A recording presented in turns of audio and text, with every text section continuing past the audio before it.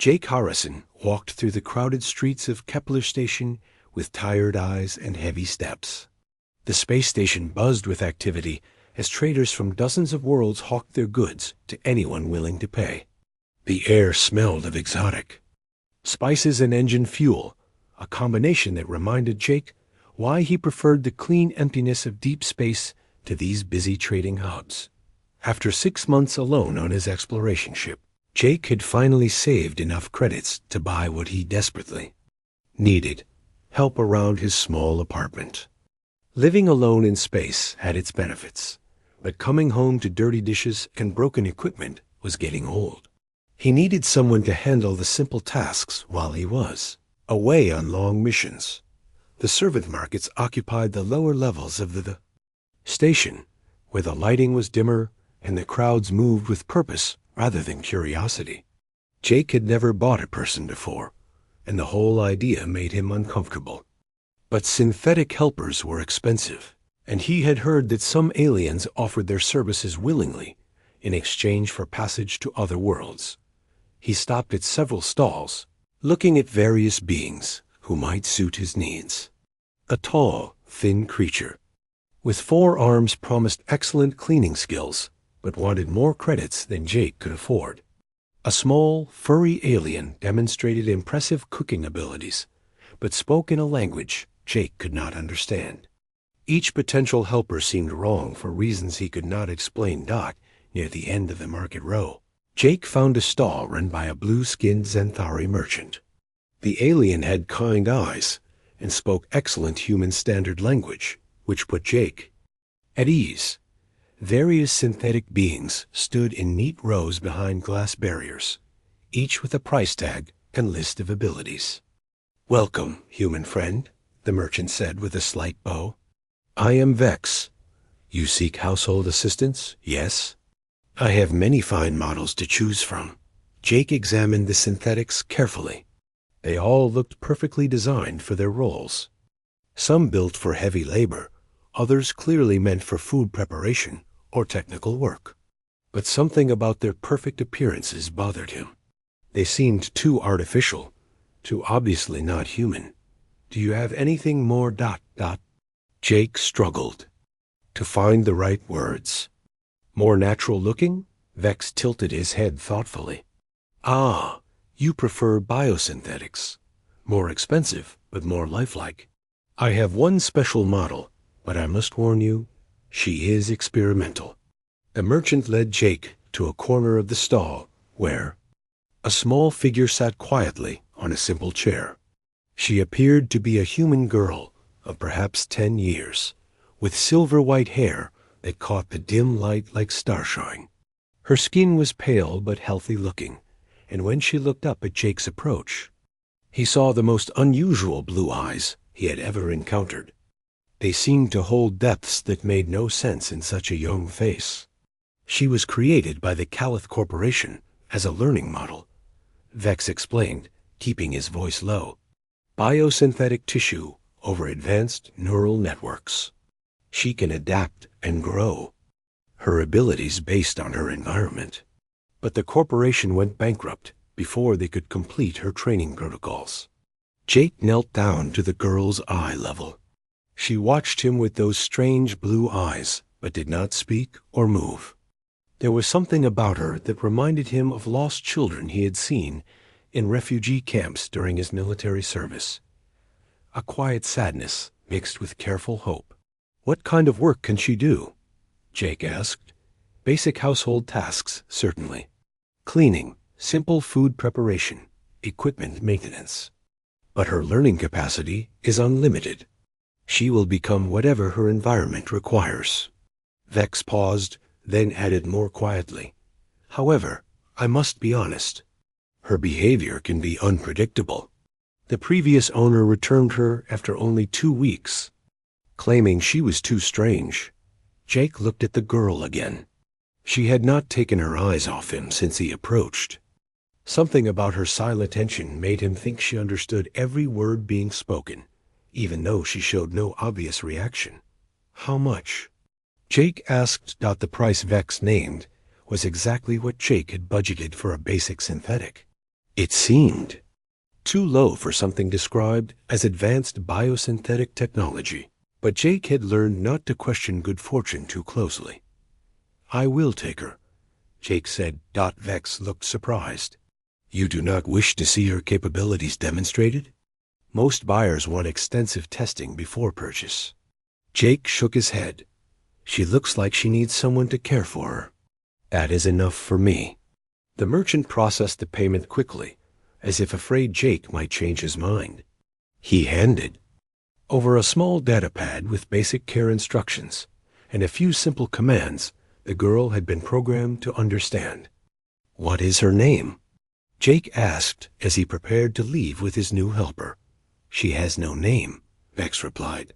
"The corporation never assigned her one. That choice is yours to make."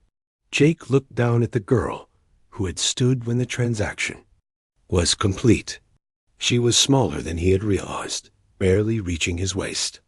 Her silver hair fell in soft waves around her face, and those blue eyes continued to watch him with quiet intensity. "Come on, then," Jake said gently. "Let us go home." The girl followed him without question as they made their way through the station corridors toward the residential section. She walked with perfect balance, despite the artificial gravity fluctuations that made most visitors stumble. Her footsteps were so quiet that Jake had to look back several times to make sure she was still behind him.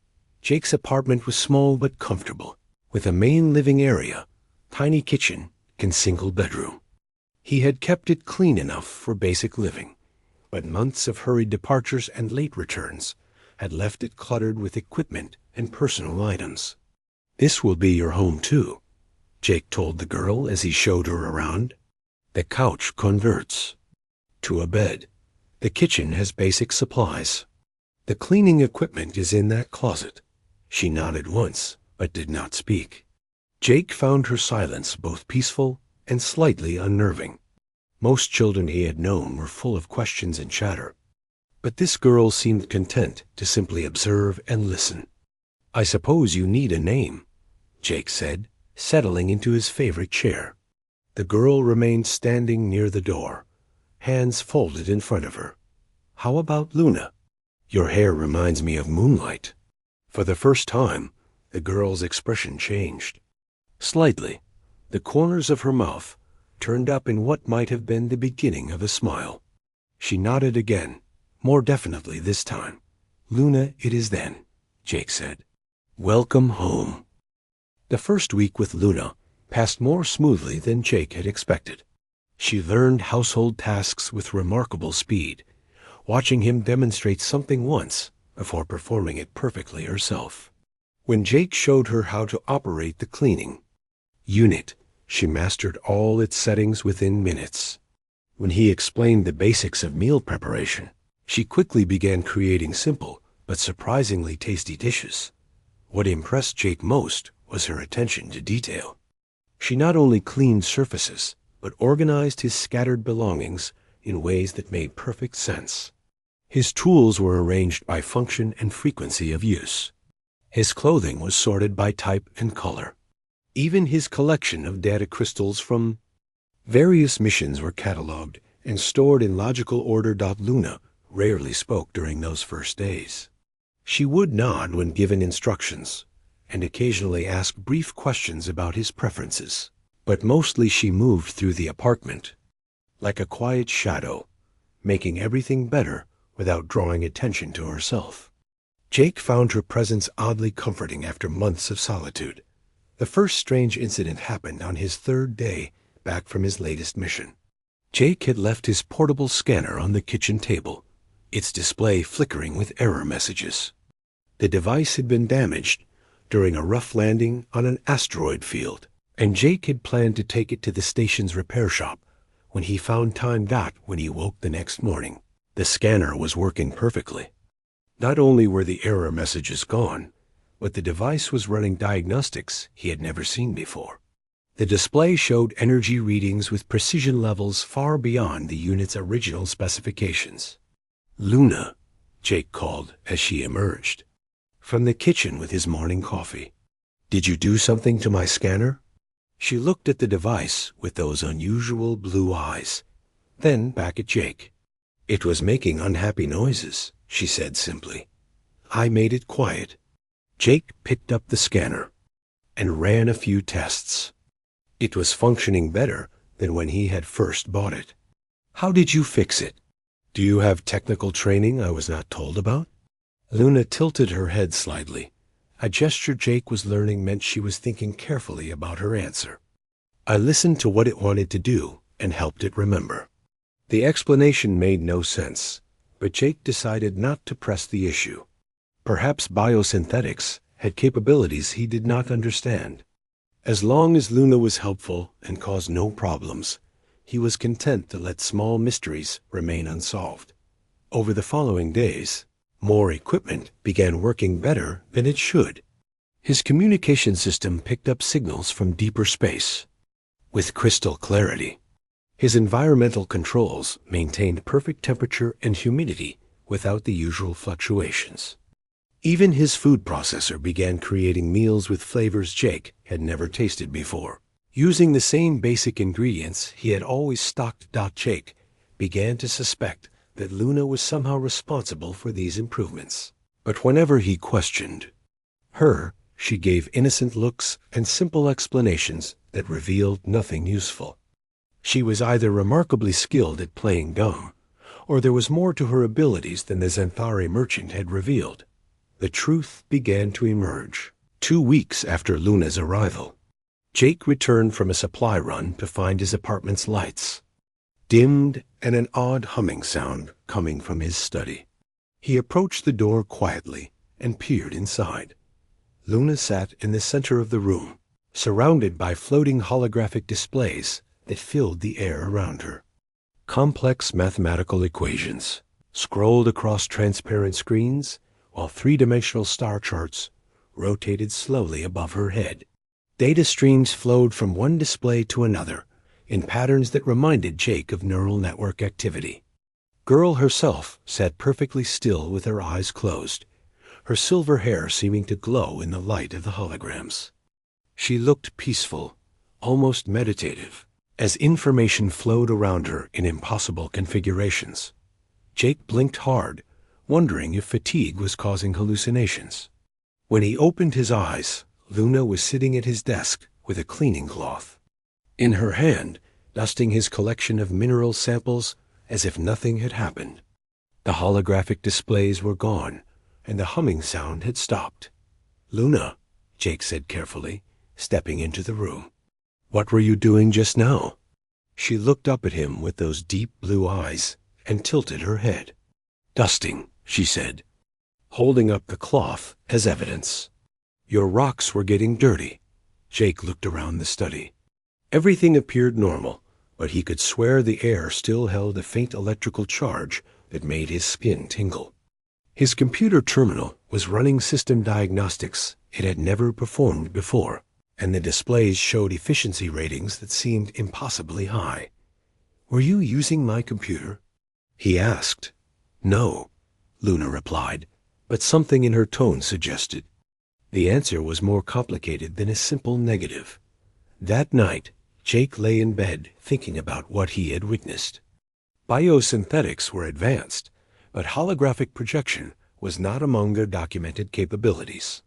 The mathematical equations he had glimpsed were far beyond anything a household helper would need to know. And those star charts had shown regions of space that were not included in any standard navigation database. Around midnight, Jake heard a soft voice from the main room. "Father," the voice called, so quietly he might have imagined it. Jake got up and walked to his bedroom door. Luna stood by the large window that looked out on the station's docking bay, her small form silhouetted against the stars. She was perfectly still, her face turned toward the infinite darkness beyond the station's protective barriers. "Luna?" Jake said softly. "Did you call me?" She turned to face him, and in the dim light from the docking bay, her blue eyes seemed to glow with inner light. When she spoke, her voice carried a weight that seemed impossible from someone so young. "Father," she said again, this time looking directly at him. "I have been waiting for you." The words sent a chill down Jake's spine. There was something in her tone that spoke of vast patience and ancient purpose. This was not the voice of a child, or even a sophisticated synthetic. This was something else entirely. "Waiting for me?" Jake asked, his mouth suddenly dry. "What do you mean?" Luna continued to watch him with those glowing eyes. "You chose me," she said, "not because of my abilities or my appearance. You chose me because I needed someone to care for me. That choice awakened something that has been sleeping for a very long time." Jake took a step closer, his heart beating faster. "What kind of something?" "The kind that recognizes a parent when it finds one," Luna replied. "The kind that has been programmed to wait for someone worthy of the gifts I carry." Before Jake could ask what gifts she meant, Luna turned back to the window. The glow in her eyes faded, and when she spoke again, her voice was that of a normal child. "The stars are very pretty tonight," she said. "Do you think we will visit them someday?" Jake stared at her, unsure whether the conversation of moments before had really happened or been some kind of dream. Luna stood quietly by the window, looking every inch the innocent child he had brought home from the market. But deep in his mind, Jake knew that everything had changed. Whatever Luna truly was, she was far more than a simple household helper. And somehow, in ways he did not yet understand, he had become responsible for something that might be the most important discovery in human history. "Yes," he said finally, answering her question about the stars. "I think we will visit them someday." Luna smiled, the first truly happy expression he had seen from her since bringing her home. "Good," she said. "I have so much to show you when we do." Jake could not stop thinking about Luna's strange behavior and her midnight words. Over the next few days, he watched her more carefully, looking for signs of the advanced intelligence he had glimpsed. During daylight hours, she seemed perfectly normal, a quiet child who performed her household duties with impressive skill, but nothing beyond what an advanced biosynthetic might accomplish. But Jake had learned to pay attention to details during his years as an explorer, and the details around Luna were becoming impossible to ignore. His apartment's computer systems were running programs that should not exist. His damaged equipment was not just repaired, but upgraded in ways that defied explanation. And sometimes, when Luna thought he was not watching, he caught glimpses of her doing things that no child should be able to do. The breakthrough came when Jake decided to test Luna's knowledge directly. He sat down at his computer terminal one evening and called up a complex physics problem that had been puzzling human scientists for decades, the mathematical requirements for faster-than-light communication. "Luna," he said casually as she cleaned nearby, "can you look at this for a moment?" She approached the screen and studied the equations with those unusual blue eyes. For several seconds, she said nothing. Then she reached out and began touching the display, manipulating the mathematical formulas with quick, precise movements. Within minutes, she had reorganized the entire problem structure. What had been an unsolvable puzzle became an elegant solution that made perfect sense. The equations she created were beautiful in their simplicity, yet they described physics concepts that human science had barely begun to understand. "There," Luna said, stepping back from the screen. The problem was assuming that communication requires particles when it only requires information patterns. Information exists independently of matter and energy, so it is not bound by their limitations. Jake stared at the solution, his mind racing. What Luna had just done would revolutionize human understanding of the universe. It would change everything from space exploration to basic communication technology. "Luna," he said slowly, "where did you learn to do that?" She looked at him with an expression that was part child and part something far older. "I remember it," she said simply. "I remember many things when you asked the right questions." Jake turned off the computer and faced Luna directly. I think it is time you told me what you really are. Luna nodded as if she had been expecting this moment. She walked to the window and looked out at the stars for a long moment before speaking. I am the last creation of a species called the Architects, she said, her voice taking on that strange weight he had heard before. They existed millions of years before humans discovered fire. They built civilizations that spanned entire galactic clusters and developed technology that could reshape reality itself. Jake felt his heart beating faster. What happened to them? They faced a choice that all sufficiently advanced species must face, Luna replied, still looking at the stars. They could use their power to dominate and control, or they could use it to nurture and guide. They chose guidance, but that choice came with a terrible price. What price? Luna turned back to face him.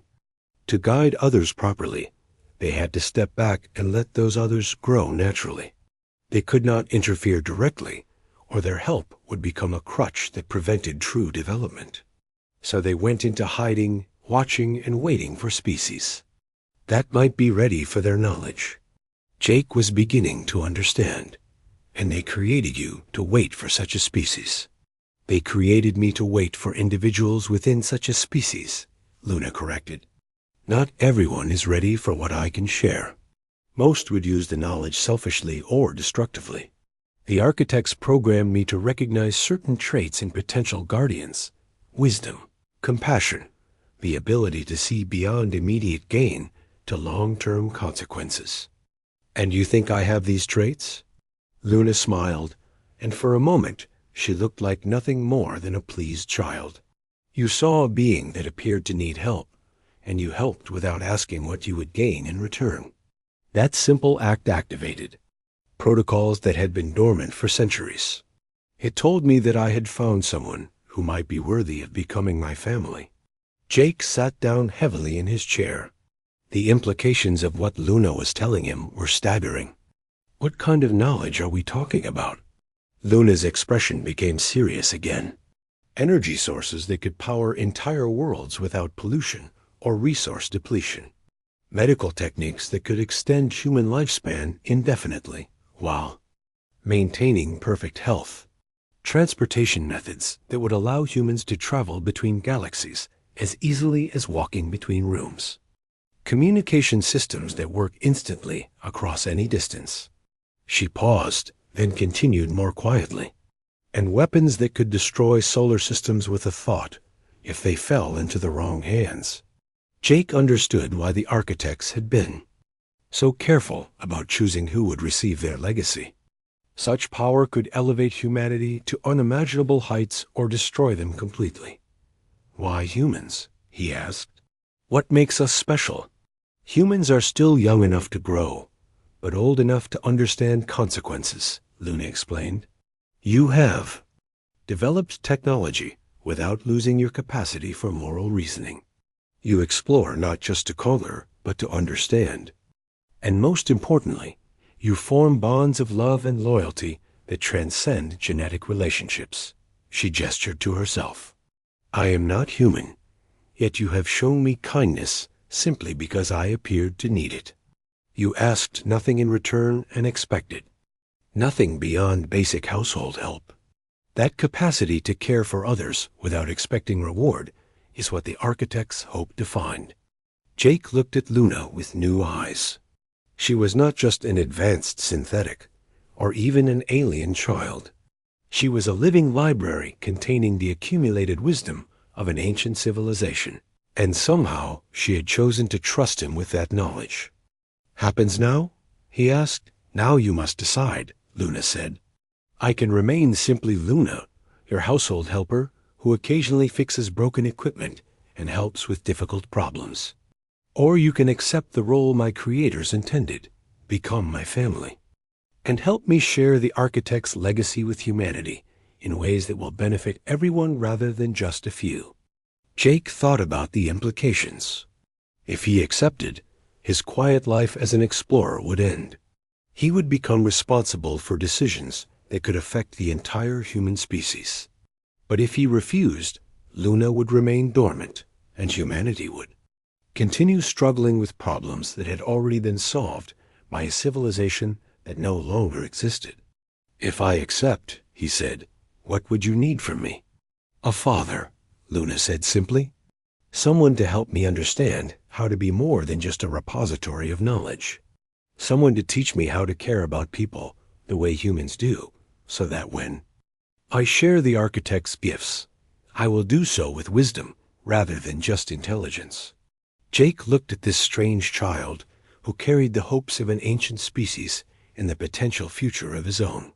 She was offering him a partnership that would change everything, but she was also offering him something he had not realized he wanted: a family. "Will you teach me too?" he asked. "Will you help me understand enough to make good decisions with the knowledge you carry?" Luna's smile lit up the entire room. "Yes, Father," she said. "We will learn together."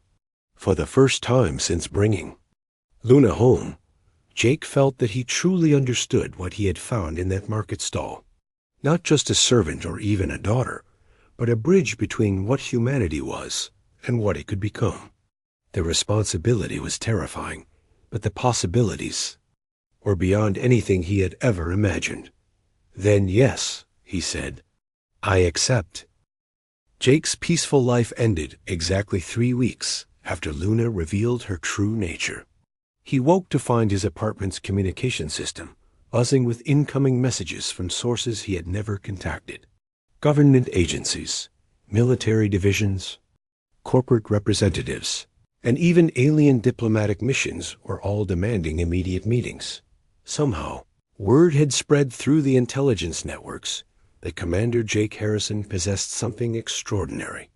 The messages ranged from polite requests for information to barely disguised threats about the consequences of withholding valuable technology from proper authorities.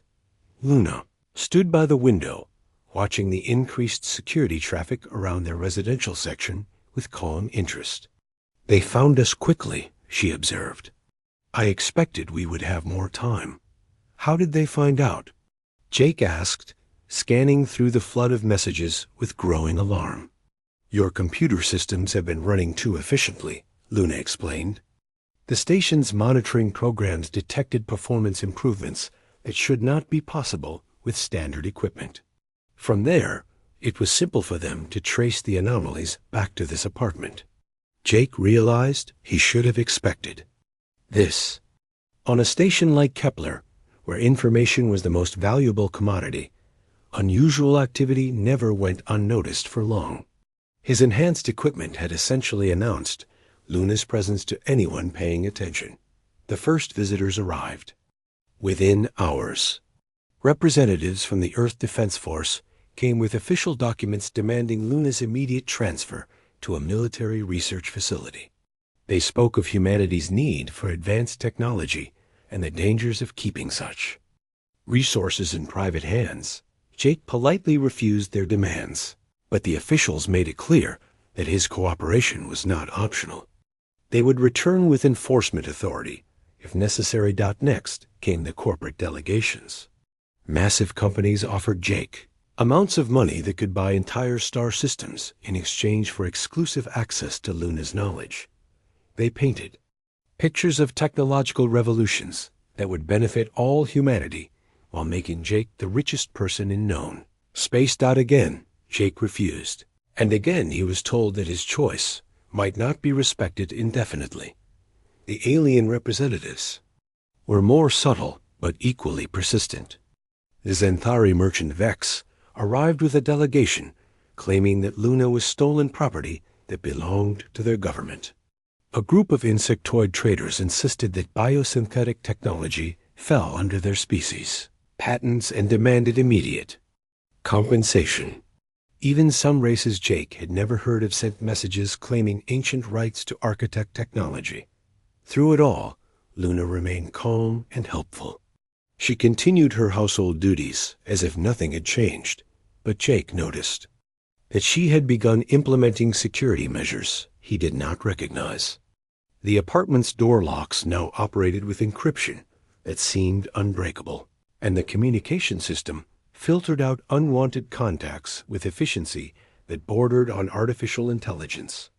On the third day of constant pressure, Jake made a decision that surprised even himself. Instead of surrendering Luna to any of the demanding parties, he chose to run. "We cannot stay here," he told Luna as he packed essential supplies. "Too many people want to use you for their own purposes. We need to find somewhere safe while we figure out how to handle this properly." Luna nodded as if she had been expecting this choice. "Where will we go?" Jake had been thinking about that question since the first demands arrived. His years as an exploration pilot had taught him about places where people could disappear if they needed to: remote mining colonies, independent trading posts, asteroid settlements where no one asked too many questions about newcomers. "There is a mining operation in the outer spiral," he said. "Small, isolated, run by people who value privacy over profit. We can blend in there while we plan our next moves." Luna helped him pack with the same quiet efficiency she brought to all tasks. She seemed to understand which items were essential and which could be left behind, even though Jake had never explained the requirements for life in a mining colony. They left Kepler Station on Jake's exploration ship just hours before a joint military and corporate task force arrived with legal authority to seize Luna by force. Jake's ship was small and unremarkable, the kind of vessel that could slip through space lanes without attracting attention from the larger ships now hunting for them. During the long journey to the outer spiral, Luna began sharing more of her knowledge with Jake. She showed him how to modify his ship's engines for greater efficiency and stealth. She taught him about communication methods that could not be intercepted by standard monitoring equipment. Most importantly, she helped him understand the scope of what they were dealing with. "The architects left more than just me," Luna explained, as they traveled through empty space between star systems. "There are hidden facilities throughout the galaxy, storage sites where their technology waits for species ready to use it responsibly. I am the key that can unlock those sites, but only with someone I trust completely." Jake was beginning to understand the true magnitude of what Luna represented. She was not just a repository of ancient knowledge, but the gateway to a network of resources that could transform civilization itself. "What happens if the wrong people get control of you?" he asked. Luna's expression became sad. "And humanity will face the same choice the architects faced, but without the wisdom that comes from earning power gradually. They will have the tools to reshape reality, but not the understanding of how to use them properly. The result would be catastrophic for your species and possibly for the galaxy." A mining colony of New Dakota was exactly what Jake had hoped. For a rough settlement on an asteroid where hard-working people minded their own business and asked few questions about their neighbors' backgrounds. Jake and Luna rented a small habitat module and settled into the rhythm of frontier life. For the first time since leaving Kepler Station, Jake felt they might have found safety. The miners accepted them as refugees from corporate disputes, a common enough story in the outer settlements. Luna adapted to their new environment with her usual quick intelligence, learning to behave like a normal child, while secretly helping Jake understand more of her capabilities. In the evenings, after the day's work was done, Luna would create small pocket dimensions where she could safely demonstrate architect technology. She showed Jake wonders that took his breath away, gardens that existed in folded space, computational systems that thought at the speed of light, and transportation methods that could move them instantly between distant worlds. But more than the technology itself, Luna shared the philosophy behind it. The architects had learned that true advancement came not from accumulating power, but from understanding how to use it wisely. They had developed their incredible abilities over millions of years, with each generation building carefully on the achievements of those who came before. "Humans want to skip the learning process," Luna observed. "They see the end results and want them immediately. without understanding the wisdom that makes those results safe to use. Jake was beginning to see their situation differently. Running from those who wanted to exploit Luna was not enough. They needed to find a way to share the architect's legacy with humanity gradually, in ways that would promote wisdom along with technological advancement. "What if we do not try to hide?" he suggested. "What if we find a way to share your knowledge slowly with people who are ready to use it responsibly?" Luna's eyes lit up with interest. "You would be willing to become a teacher rather than a guardian? To spend your life helping humans grow into their potential instead of protecting them from their mistakes?" Jake thought about the choice Luna was offering. He could continue running, keeping her safe, but also keeping humanity from accessing knowledge that could solve countless problems. Or he could accept the role the architects had intended, not just Luna's protector, but her partner in nurturing human development. Not looking at Luna's hopeful expression, Jake realized that this choice had always been inevitable. From the moment he had seen her in that market stall and chosen to help rather than exploit, he had been moving toward this decision. "Yes," he said, "I think it is time we stopped running and started building something better." 20 years later, Jake Harrison stood in the main observatory of the Harrison Foundation, watching Luna work with a group of young human scientists. She had grown into a confident young woman, though her silver hair and unusual blue eyes still marked her as something unique in the galaxy. What had changed most was not her appearance, but her understanding of how to be both teacher and student at the same time. Foundation they had built together occupied a series of connected space stations in neutral territory, far from the us. Political pressures that had once forced them to run. Here, Luna could safely share the architect's knowledge with carefully selected individuals who had proven themselves ready for such responsibility. Jake remembered those early years after they had decided to stop hiding.